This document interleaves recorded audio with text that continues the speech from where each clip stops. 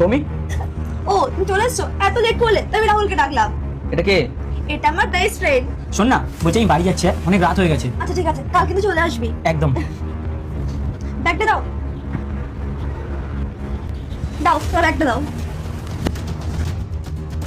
শুভ, আমরা আসলাম। আসছি মানে? কোথায় যাচ্ছ? আমরা একটা মুভি দেখতে যাচ্ছি। মুভি দেখতে? কোথায়? আমাকে তো বললে না একবারও। আরে তোমাকে বলতাম কি হবে, তুমি মিটিং করছিলে সেই জন্য বলিনি। আরে মিটিং তো আমার শেষ হয়ে গেছে, একবার বলতে পারতে। দেখো তুমি সবসময় কাজে ব্যস্ত থাকো, সেই জন্য বলা হয়নি। রাহুল আর আমি চললাম, আর তুমি ডিনার করে শুয়ে পড়ো, আমার একটু ফিরতে ফিরতে লেট হবে। চল।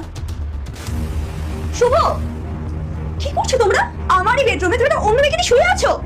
তুমি এখন কি করছো? তুমি তো বলে লেট করে আসবে।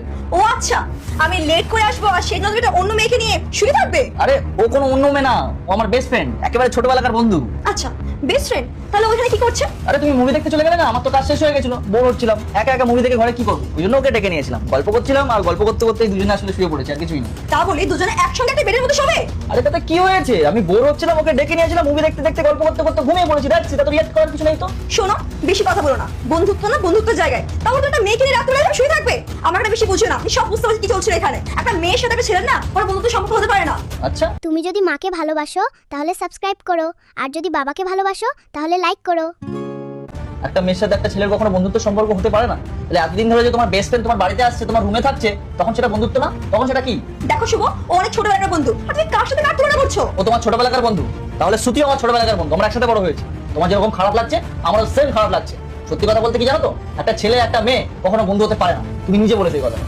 সেই জন্যই তোমাকে বলছি, দিনের পর দিন একটা পরপুরুষকে ঘরে নিয়ে এসে জানা তাই করছো, মুভি দেখতে চলে যাচ্ছ, ঘুরে বেড়াচ্ছ, তখন কিছু না, আর আমি আমার বেস্ট ফ্রেন্ডের সাথে গল্প করছি তখন অনেক দোষ হয়ে যাচ্ছে না? খুব খারাপ লাগছে। সেরকমই খারাপটা তুমি ভাবো বন্ধু, কিন্তু সে একেবারেই বন্ধুত্ব হিসেবে তোমাকে টাচ করে না, সে বাজে মাইন্ডেই তোমাকে টাচ করে, তুমি সেটা বুঝতে পারো। সেই জন্য তোমাকে শিক্ষা দেওয়ার জন্য আজকে আমি এই জিনিসটা করেছি। আর হ্যাঁ, ও আমার কোনো বেস্ট ফ্রেন্ড না, আমার দ্বিতীয় পর্ব দেখতে এখনই সাবস্ক্রাইব করুন।